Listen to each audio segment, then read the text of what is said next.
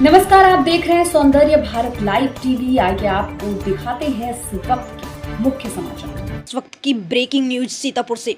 ये उस पत्रकार का परिवार है जिसकी कल गोली मारकर हत्या कर दी गई थी। देखिए किस तरीके से विलख रहे, रो रहे हैं फूट फूट कर। उधर हत्यारे अभी तक पकड़े नहीं गए। सीतापुर में यूपी में पत्रकार राघवेंद्र की हत्या का मामला, मृतक पत्रकार के आवास पहुंची पल्लवी पटेल। सीबीआई जांच की मांग का किया समर्थन। विधानसभा में उठाएंगी पत्रकारों की सुरक्षा की बात। पूरे प्रदेश में जंगल राज कायम।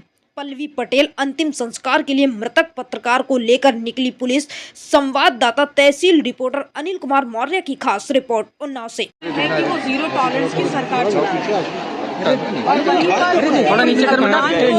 बताते हुए जो अपराधी हैं उनका मनोबल सरकार और पुलिस से ज्यादा भी बढ़ा हुआ है। शायद इसीलिए कहीं किसान है, कहीं पत्रकार है, कहीं मजदूर है, उनकी दिन दहाड़े हत्या हो रही है।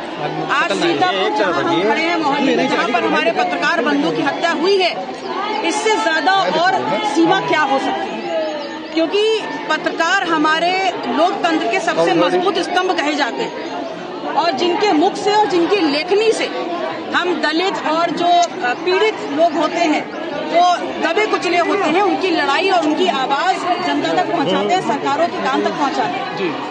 एक जन सूचना अधिकार के एक कार्यकर्ता, एक पत्रकार की अगर दिन दहाड़े हत्या होती है तो निसंदेह प्रशासन को और सरकार को सोचना होगा और जवाब देना होगा कि जीरो टॉलरेंस वाली जो सरकार है उसमें सरकार कहाँ है, लोकतंत्र कहाँ है और नियम कायदे कानून कहाँ है। और अगर मैं कहूंगी कि जंगल राज स्थापित है तो निसंदेह यही कहा जाएगा कि विपक्ष का काम है इस प्रकार की चीजें कहना। मैडम, तो मैं सवाल जनता पे छोड़ती हूँ कि आप देखें कि उत्तर प्रदेश में अब वर्तमान में राज किसका है, ये निर्णय आप छोड़ते हैं। मैडम, लगातार जो है खबरें लिखी जा रही थी धान खरीद घोटाले को लेकर के, जमीन घोटाले को लेकर के, ऐसा परिजनों का भी कहना है और 4 लोग अरेस्ट भी किए गए, पूछताछ की जा रही है लेखपालों से। क्या कहेंगी? देखिए, मैंने यही कहा कि एक ईमानदार व्यक्ति, एक पत्रकार सिर्फ पत्रकार नहीं होता है, वो दबे कुचलों का जो शोषण हो रहा है उसकी मुखर आवाज होता है। तो ये हत्या जो राघवेंद्र वाजपेयी जी की हुई है सिर्फ एक पत्रकार की हत्या नहीं है, बल्कि जन सूचना अधिकार की हत्या है। दलितों, शोषितों, पिछड़ों और जो दबे कुचले लोग हैं उनकी आवाज की हत्या है।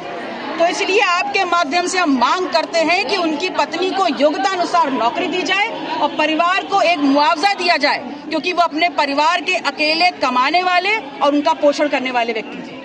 परिजनों का इस मामले को लेकर हाउस में क्या आप जो है पत्रकारों के लिए उठाएंगी?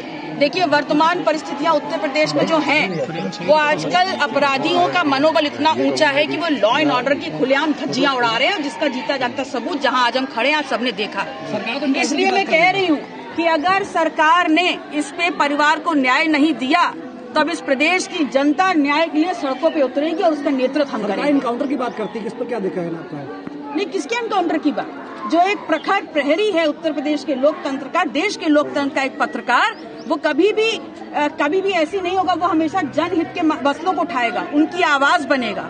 और अगर ऐसी आवाज को दबाया जाएगा तो फिर इस देश में लोकतंत्र कहाँ है, सरकार कहाँ है और कानून कहाँ है। इसलिए मैं चेताना चाहती हूँ आपके माध्यम से कि अगर जनहित के मुद्दों को लेते हुए अगर इस परिवार को न्याय नहीं मिला तो आंदोलन सड़कों पे होगा और सड़क पे उतर के हम सदन में ये बात सीबीआई जांच की मांग कर रहे हैं, क्या कहेंगी इस मामले में? मैं बिल्कुल समर्थन करती हूँ, बिल्कुल समर्थन करती हूँ, क्योंकि लोकतंत्र के जो प्रहरी हैं, जो पत्रकार बंधु हैं, अगर उनके साथ ही घटना होने लगेगी तो इस देश में किसी भी अन्याय के खिलाफ आवाज उठाने वाले लोग सुरक्षित हैं। मैम, सदन में क्या उठाएंगी पत्रकारों के लिए, जो कि ये आज आप जीता जागता उदाहरण देख रही है? पत्रकार जगत सीतापुर में नहीं प्रदेश में बड़ा आहत है कि एक पत्रकार की दिन दहाड़े सरेआम पुलिस आप क्या कर रही जी, हत्या हो रही है, देख रही है, 3-3, 4-4 गोलियां चल रही हैं। कि ये जो पत्रकार है ये एक व्यक्ति नहीं है, ये एक समूह नहीं है, बल्कि इस प्रदेश के जो दबे कुचले, जिनका शोषण हो रहा है, उन लोगों की आवाज है।